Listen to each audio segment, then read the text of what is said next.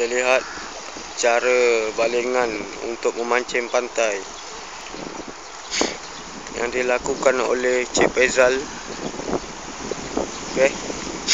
Yang sekarang kita berada di Tanjung Harapan, Kelang. Kita tengok macam mana dia punya skill dia membaling. Macam mana belum baling lagi dah putus ni.